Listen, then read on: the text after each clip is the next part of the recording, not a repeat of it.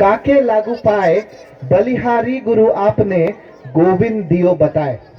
ये स्कूल में हमने कबीर जी का दोहा कई बार पढ़ा है। मैं बचपन में, मेरे को हिंदी उतना समझ में नहीं आता था, लेकिन ये दोहा मुझे आज भी याद है।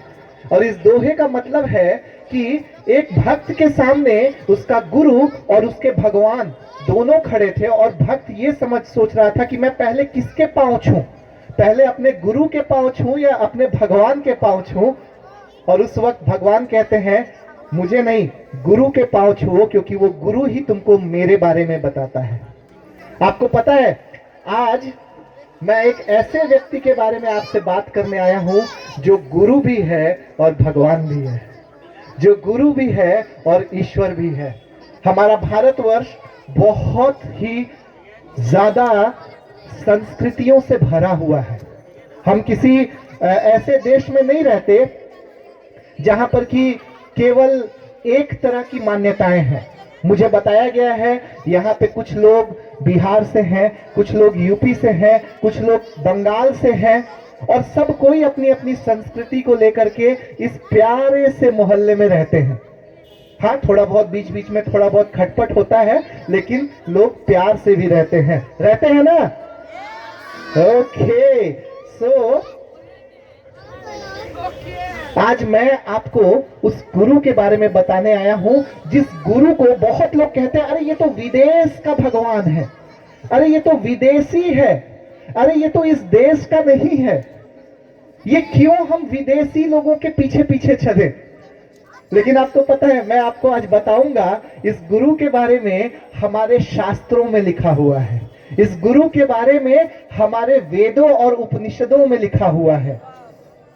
हम जिस भारतीय सभ्यता, जिस हिंदू सभ्यता की बात करते हैं, मैं उसी के ग्रंथों में से ला करके आपको इस गुरु के बारे में बताऊंगा। और ये गुरु और कोई नहीं बल्कि यीशु मसीह है। मैं यीशु मसीह के बारे में आज आपको भारतीय ग्रंथों से कुछ बताना चाहता हूं। आप में से कितने लोगों ने एक मंत्र का जाप किया है? ये मंत्र इस तरीके से है, अस्तो मा सद्गमय, तमसो मा ज्योतिर्गमय, तमसो मा ज्योतिर्गमय, मृत्युर्मा अमृतगमय। ये मंत्र कभी ना कभी आपने जरूर जाप किया होगा या सुना हो गया। ये मंत्र कई बार हम पढ़ते हैं जब हम कुछ पूजा करने जाते हैं।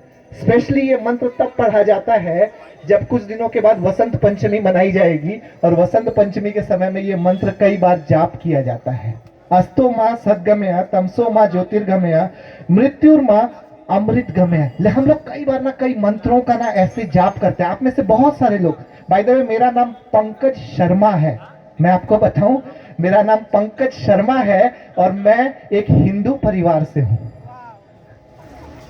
मैंने जब इस राज को जाना ना कि ये कोई विदेशी भगवान नहीं है, ये वो ईश्वर है, ये वो गुरु है जिसके बारे में मेरा भारतीय शास्त्र भी कहता है, तब मैं उसके पीछे हो लिया। और जब मैं उसके पीछे हो लिया ना, तो मेरा नाम पंकज से पीटर नहीं बना। मैं आज भी पंकज शर्मा का पंकज शर्मा ही हूं। आज भी अपने मैं माँ बाप का बेटा हूं। आज भी मैं उसी जगह रहने वाला हूं जहां पे रहता हूं। हम यहाँ किसी को बदलने नहीं आए हैं, हम आपको सच्चाई बताने आए हैं। और इस मंत्र में कहा गया है, अस्तो मा सद्गमय, तमसो मा ज्योतिर्गमय, मृत्युर्मा अमृतगमय। मैं एक एक करके आपको थोड़ा दो मंत्र के बारे में बताऊंगा। मैं किसी और ग्रंथ से नहीं, मैं भारतीय दर्शन के दो मंत्रों से यीशु मसीह को आपको दिखाना चाहूंगा। और ये मंत्र घर घर में पढ़ा जाता है। पहली चीज, अस्तो मा सद्गमय, इसका मतलब रहता है कि मुझे झूठ से, मुझे मिथ्या से सत्य की ओर लेकर के चल। हे ईश्वर, मैं तुझसे प्रार्थना करता हूं कि मुझे मिथ्या से सत्य की ओर लेकर के चल, असत्य से सत्य की ओर लेकर के चल। इस मंत्र का मतलब है, ईश्वर आप मेरे जीवन में आइए ताकि मैं झूठ और सच को अलग कर सकूं और मैं सच की ओर चल सकूं। आज हम में से बहुत लोग झूठ से परेशान हैं। हमारे घर में पति पत्नी से झूठ बोलती है, पति पत्नी से झूठ बोलता है, बच्चे माँ बाप से झूठ बोलते हैं। लेकिन आपको पता कितना अच्छा हो, सब सच बोलने लगे।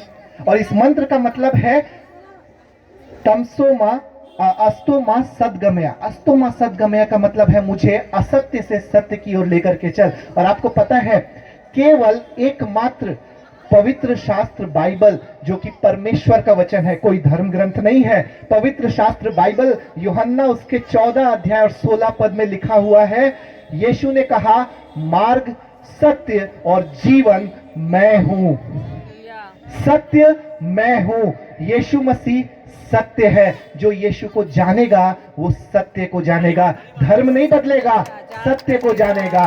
धर्म नहीं बदलेगा। मैं फिर से कह रहा हूं, आज हम लोग ना छोटा छोटा वीडियो देख करके ना अपने राय को बना लेते हैं। छोटा सा रील्स आ गया, हम अपनी राय को बना लेते हैं। छोटा सा कोई बोल दिया, राय को बना लेते हैं। लेकिन मैं कहता हूं ये भारतीय दर्शन पढ़िए, समझिए, हमारे घाटों में है भारतीय दर्शन। उसको जब आप पढ़ेंगे ना, आप ईश्वर को, सच्चे ईश्वर को, और कोई भी ईश्वर, मैं आपको एक बात बताऊं, ईश्वर धर्मों में नहीं बंटता। ईश्वर मानव जाति का ईश्वर होता है, मनुष्य का ईश्वर होता है। धर्म हम इंसान बनाते हैं, ईश्वर संपूर्ण मानव जाति का होता है। और मैं उस ईश्वर की बात कर रहा हूं। ये वो ईश्वर है जो कहता है मार्ग सत्य और जीवन मैं हूं, अर्थात अस्तो मां सद्गमया। इसका दूसरा भाग तमसो मां ज्योतिर्गमया, अर्थात मुझे अंधकार से प्रकाश की ओर लेकर के चलो। तमस, तमस का मतलब संस्कृत शब्द है, मतलब अंधकार। तमसो मां ज्योतिर्गमया, मुझे अंधकार से प्रकाश की ओर लेकर के चलो। हम लोग में से बहुत सारे लोग ना आज अंधकार में जी रहे हैं।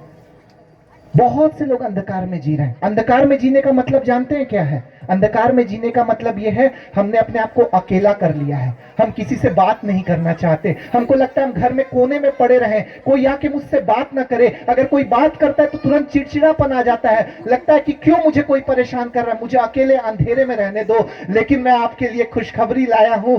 एक ईश्वर है, एक गुरु है जो कहता है जगत की ज्योति मैं हूं। जो मेरे पीछे हो लेगा वह जीवन की ज्योति पाएगा। एक ईश्वर है, एक गुरु है, और वो यीशु मसीह है, जिसने पवित्र शास्त्र बाइबल में यूहन्ना उसके 8:12 में कहा है जगत की ज्योति मैं हूं। तमसो मां ज्योतिर्गमया, हिंदी का मंत्र जो कि हम बचपन से, मैं तो कई साल तक इसको पढ़ता था। जब भी मैं स्कूल जाता था, जब भी मैं परीक्षा होता था, मैं इस मंत्र को पढ़ देता था और मुझे लगता था अब कुछ अंदर से आया। लेकिन जब मैंने इसके अर्थ को समझा, मुझे लगा सच में अर्थ समझना बहुत जरूरी है। और इसका तीसरा भाग मृत्युर्मा अमृत गमया, मतलब मुझे मृत्यु से जीवन की ओर लेकर के जाओ। मुझे मृत्यु से जीवन की ओर लेकर के जाओ। और पवित्र शास्त्र बाइबल में यीशु मसीह ने यूहन्ना में लिखा हुआ है, यीशु ने कहा पुनरुत्थान और जीवन मैं ही हूं। जो मुझ पर विश्वास करता है यदि वो मर भी जाए तो भी जी उठेगा। ये एक ऐसा रहस्य है कि जो यीशु मसीह को जान लेगा वो अगर मर भी जाए तो भी जी उठेगा। अभी मैं मीटिंग शुरू होने के पहले एक बहन से मृत्यु के विषय में बात कर रहा था और वो बहन बोली थी मुझे बहुत डर लगता है कि अगर कोई मेरे प्रियजन मर जाए तो क्या होगा। हम में से बहुत लोगों को डर लगता है, मैं मर जाऊं तो क्या होगा, मेरे प्रियजन मर जाए तो क्या होगा। लेकिन मैं आपको बताऊं, जिस दिन आप यीशु मसीह की सच्चाई को जान लेंगे ना, आप मौत से डरना छोड़ देंगे, क्योंकि मौत पे हमारा अंत नहीं है। मौत के बाद एक और जीवन है जिसके बारे में यीशु बात करता है। आज मैं बस आपको इतना बताने आया हूं कि अस्तो मां सद्गमया, तमसो मां ज्योतिर्गमया, मृत्युर्मा अमृत गमया, ये और किसी के बारे में नहीं, यीशु मसीह के बारे में बात करती है। मैं एक और मंत्र के बारे में आपसे बात करना चाहता हूं, और ये मंत्र तो मुझे लगता है हर एक बच्चे को यहाँ पे पता होगा, और ये मंत्र कहा जाता है गायत्री मंत्र। कई लोग गायत्री मंत्र के बारे में बात करते हैं, गायत्री मंत्र को पढ़ते हैं, लेकिन क्या कभी आपने गायत्री मंत्र का अर्थ समझा है? किस किस को यहाँ पे गायत्री मंत्र पता है? हाथ देख सकता हूं। किस किस को यहाँ पे गायत्री मंत्र पता है? बहुत लोगों को, मेरे को पता है, मैं बहुत गायत्री मंत्र पढ़ता था। गायत्री मंत्र क्या है? ओम भूर्भुवः स्वः तत्सवितुर्वरेण्यं भर्गो देवस्य धीमहि धियो यो न प्रचोदयात्। ये मंत्र है जो कि गायत्री मंत्र है। कई लोग ना बोलते हैं ये मंत्र पढ़ो, ये मंत्र पढ़ो, हिंदू बनोगे। मैं कहता हूं बने रहो हिंदू, बनो हिंदू, अच्छे इंसान तो बनो, अच्छे इंसान तो बनो, अच्छे मनुष्य तो बनो, ताकि समाज के उसके लिए अच्छा कर सको। क्या लिखा हुआ है? और मैं आज आपको एक ऐसी चीज बताऊंगा ना, आप समझ जाओगे कि भारतीय शास्त्र यीशु मसीह से अछूता नहीं है। एक शब्द है जिसको कि हम हर समय यूज करते हैं, ओम। मेरे साथ बोलिए, ओम। आप सब लोग ओम शब्द का इस्तेमाल करते हैं। हमारे घर में कोई भी पूजा पाठ हो, ओम के बिना ना तो शुरू होता है ना समाप्त होता है। सही है? कभी आपने ओम को ध्यान से देखा है? ओम दो शब्दों से मिलकर बना होता है। पहला है अ, और लास्ट में वो चंद्र बिंदु रहता है। अ और लास्ट में चंद्र बिंदु। आपको पता है इसका मतलब क्या होता है? हिंदी जो वर्णमाला है उसका पहला अक्षर है अ, और हिंदी वर्णमाला का आखिरी अक्षर है चंद्र बिंदु। अर्थात वर्णमाला का शुरुआत से लेके आखिरी तक, आपको पता है, शुरुआत से लेके आखिरी तक वो ईश्वर जो कि शब्द ईश्वर है, वो ईश्वर जो कि शब्दों का ईश्वर है, वो ईश्वर जिसके बिना कोई कुछ कह ही नहीं सकता, इसका अर्थ होता है ओम। और ओम के बारे में बाइबल कहती है, मैं अल्फा और ओमेगा हूं। आपको पता है अल्फा और ओमेगा का मतलब क्या होता है? जैसे हमारे हिंदी वर्णमाला का पहला अक्षर अ और आखिरी अक्षर चंद्र बिंदु है, बाइबल ग्रीक में लिखा गया था। ग्रीक वर्णमाला का पहला अक्षर अल्फा और आखिरी अक्षर ओमेगा है। अगर आप दो वर्णमालाओं को पढ़ेंगे तो आप समझेंगे, हम जो हिंदी में जितनी बार ओम कहते हैं ना, हम उस अल्फा और ओमेगा परमेश्वर के बारे में बात करते हैं, जो कि शब्दों का ईश्वर है, जो कि वचन का ईश्वर है, जो कि कहता है मैं जो कह देता हूं वो कह देता हूं। ओम भूर भुवः स्वः। भूर भुवः स्वः का मतलब पता है क्या होता है? वो ईश्वर जिसने सब कुछ बनाया है। भूर भुवः स्वः, इसका मतलब वो ईश्वर, मैं उस ईश्वर की आराधना करता हूं जिसने सब कुछ बनाया है। और आपको पता है बाइबल में लिखा हुआ है, आदि में परमेश्वर ने आकाश और पृथ्वी की सृष्टि की। अर्थात वो ईश्वर जिसने आकाश को बनाया, जिसने पृथ्वी को बनाया, जिसने जीव जंतुओं को बनाया और हम मनुष्यों को अपने हाथ से बनाया। मैं कोई भी बात ना अपने मन गढ़ंत नहीं कह रहा हूं। मैं एक इंजीनियर हूं, मैं कोई धर्म प्रचारक नहीं हूं, मैं एक इलेक्ट्रिकल इंजीनियर हूं। मैं साइंस पे उतना ही भरोसा करता हूं जितना आप लोग करते हैं।